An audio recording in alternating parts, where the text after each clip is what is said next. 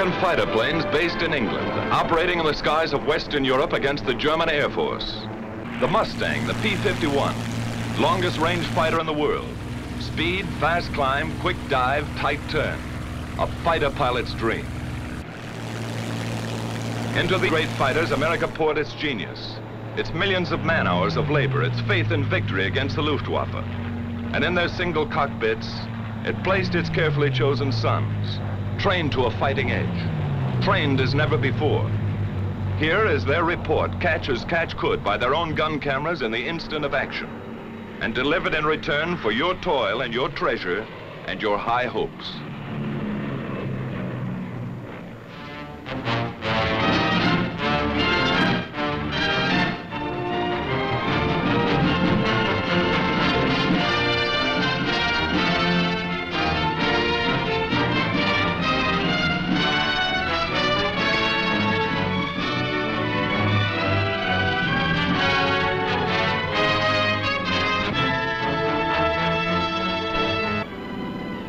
Trucks bring the pilots from the field to the squadron dispersal hut for intelligence interrogation after the mission.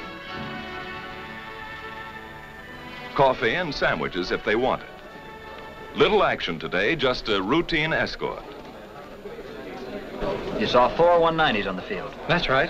Kerry saw them, too. I think it was this field, Jack, further west. We made the 180 here and flew about 2 minutes on 340. Well, that's about 15 miles south of Hanover. We thought that field was knocked out. They seem like ordinary American boys, but look a little closer. Now they pile in a Jeep and ride to chop. They have Jeeps enough, but they like it this way. They kid a lot, high-spirited. Weather reconnaissance plane flies in. Its reports are cross-checked with many others, writing the destiny of today or tomorrow in atmospheric pressure lines. Fair in this theater means not impossible, and weather is almost enemy number one. At 8th Air Force, General Doolittle discusses fighter protection. The 8th Fighter Command will give fighter cover, 2 targets, and back from the targets. It's desirable that we peel off as many fighters as possible to come down east of the Ruhr and strafe ground targets. How many do you want to peel off? Well, General, we're spreading over a pretty wide area there. I'd recommend very seriously that we hold all strafing to a minimum. All right. Go ahead and send that over to the 8th Fighter Command. Yes, sir. The bomber plan, timing, altitudes, forces, course, and targets have reached the combat operations room at Headquarters 8th Fighter Command. Major General Kepner commanding.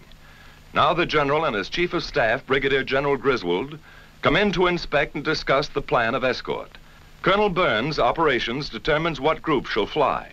Colonel James decides their disposition. Colonel Callahan, intelligence, estimates where and when the enemy will intercept. It's an intricate scientific plan based upon information from many sources and upon the route and location of the target. Then a field order goes out to the fighter wings and through them to the fighter groups and squadrons which they control. This command supports 1st and 2nd Bomber Forces. 62nd Group P-47s will escort heavy bombers over enemy coast through target to limit of endurance. All observations will be reported over RT. The field order is received at the fighter base by the duty officer in group operations. He checks the field order for the group rendezvous time with the bombers. He calls maintenance, armament, and others.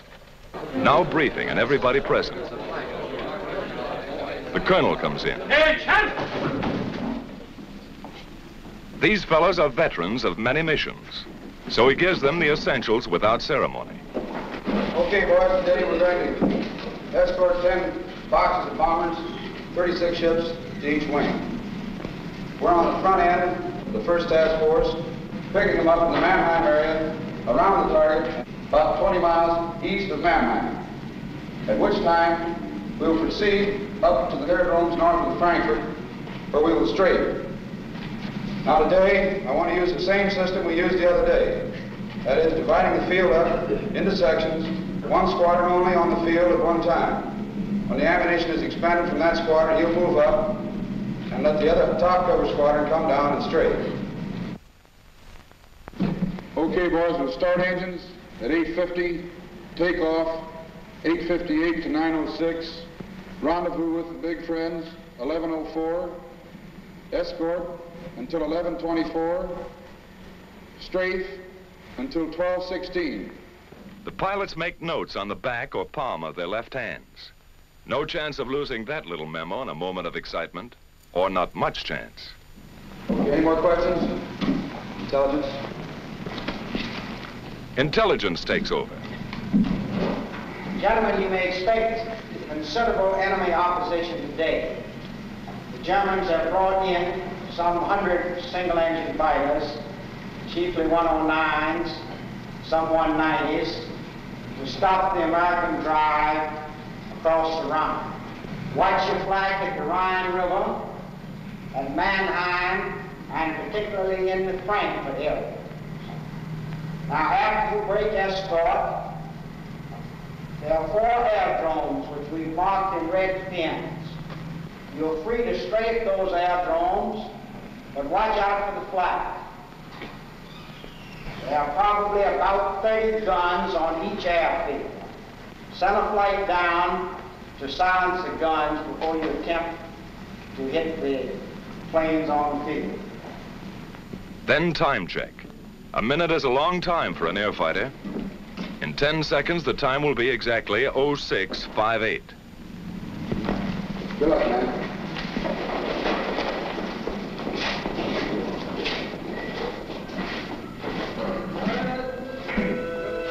Surprised? These fellows know what's at stake.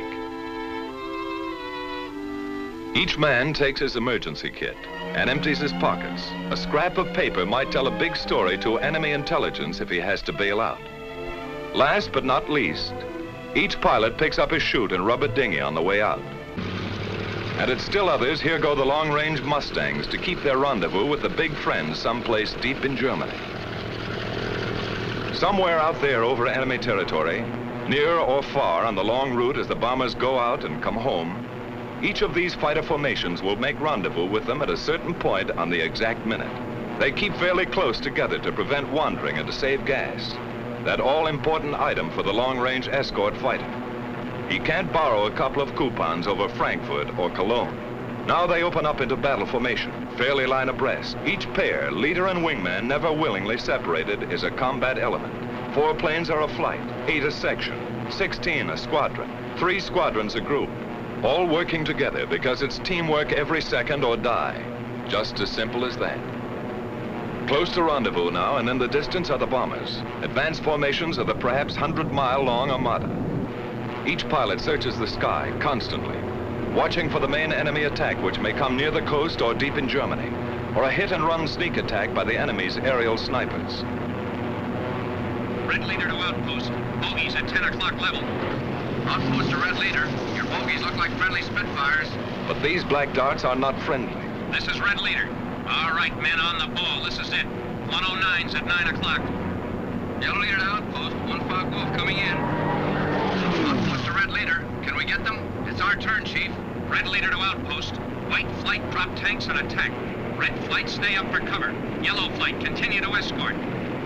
Red flight gets rid of its long-range wing tanks before the fight. Then down they go.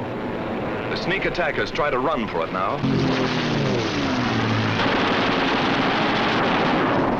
With the touch of the finger on the stick, a camera and 8 machine guns are put into action.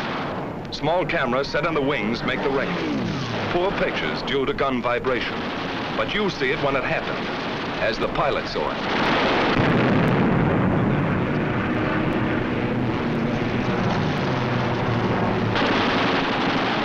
Armor-piercing incendiary 50 caliber ammunition makes a flash when it strikes, and how it strikes.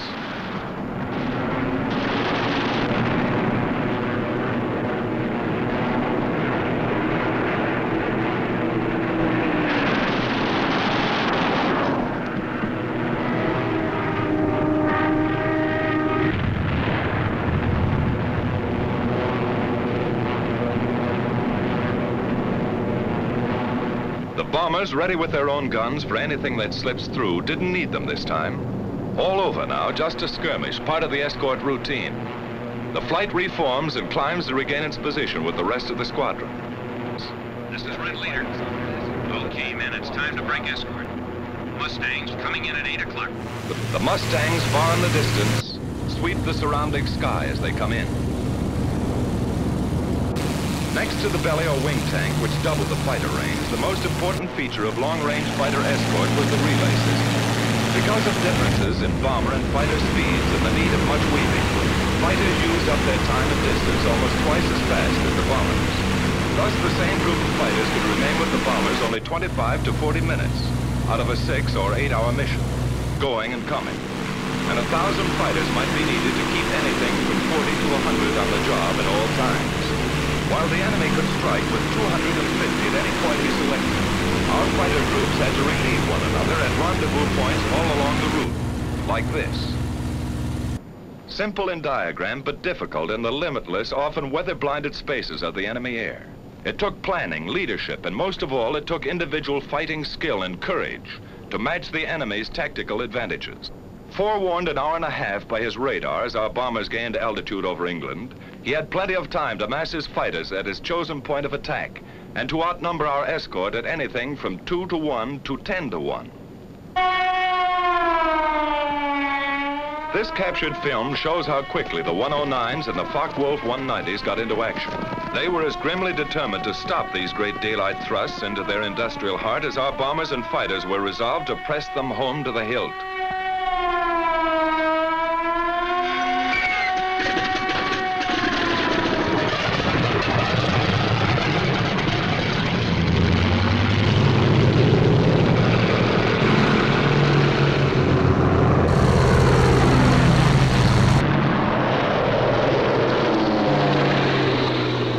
In Germany now, weaving ahead, above, below, and all around the bombers like a screen of destroyers protecting the main fleet, a group of escorting Mustangs watches every corner of the sky.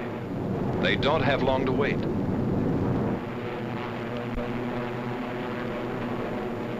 Ceaseless training plus battle experience has taught them to recognize the enemy almost by instinct, where they are, how they act. First hostile aircraft is spotted. Blue leader here. Watch it, fellows. 109 to 10 o'clock. The enemy fighters are massing for an attack on the bombers while our pilots watch every move of their very tactics. Yellow leader to blue flight. Looks like they're trying to lead us away from the bombers. Green leader here. You're right. Here comes another, 9 o'clock. Blue leader here. Blue flight drop tanks. Yellow and green flight stay up for cover. The Mustangs drop wing tanks and plunge into the fight.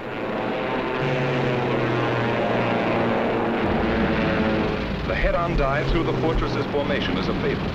So fast sometimes and so many, our fighters cannot head all of them off. The Huns make a sneak attack on our bombers from behind. Some of them get in close as this captured enemy gun camera film shows, and hammer our bombers with their 20 millimeters. It's punishing, but they shall pay. The Mustangs are in the thick of it, and the battle ranges all over the sky as other formations join in.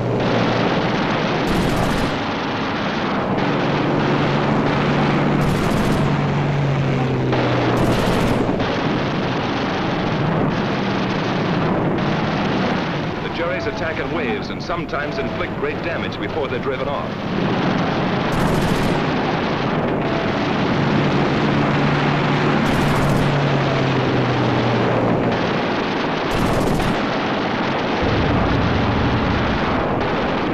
The B-17 catches fire and goes down in flames.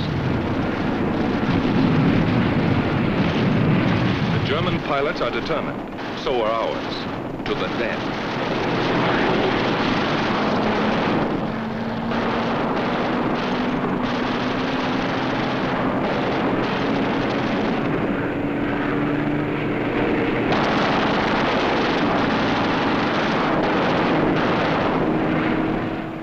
Tail shot off, but still going ahead. And still they come.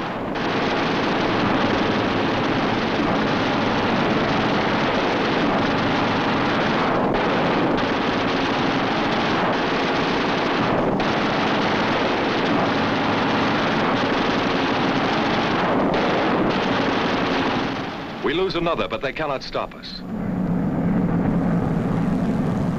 Our fighters, often heavily outnumbered, engage the enemy all over the sky. And this battle is only one of many.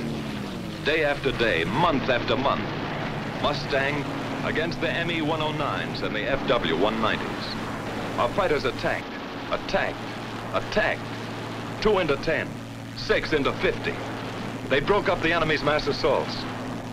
Then his shattered flights were pounced upon and destroyed individually. Our victory column soared at the rate of 4 to 1. Great and gallant days they were. Many new aces, many empty places. This was a crucial battle. Both sides aware of the coming events and air domination itself at stake. Once again, a better cause, better planning and leadership, better equipment, and beyond everything else, the know-how valor of our fighter pilots gave us victory. Only this time it was decisive. So many of his aircraft exploded over his own forests and housetops, or were driven, flaming wrecks, into the ground. So many of his famous fighter leaders met death at the hands of some grimly determined boy from Illinois, or Wyoming, or wherever, that his morale was shattered. His defense plan was smashed. The Luftwaffe cried, enough.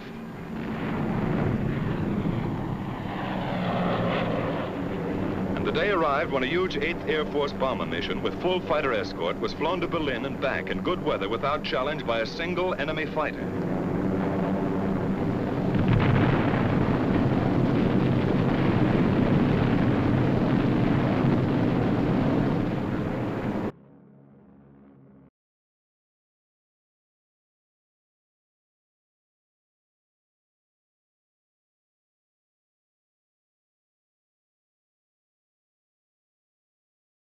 Remembered names in the mess halls.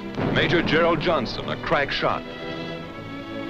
Major Goodson, gallant fighter. Major Dwayne Beeson, great tactician. Captain Eugene O'Neill, one of the best. Major Don Gentili ran up a flaming record. Colonel Don Blakesley, great leader of 4th Group. Major Walker Mahurin, one of the first and best of the great aces. Major Bob Johnson and all his victories. Lieutenant Colonel Gabreski, with a great career. And Colonel Hubert Zemke, famous commander of 56. A score of victories or more on the records of them all. Duncan, Schilling, Pretty, and many, many others. But this is not the story of our heroes. It belongs to all our gallant fighter pilots who in the decisive hour smashed the Luftwaffe and gave us freedom of the air.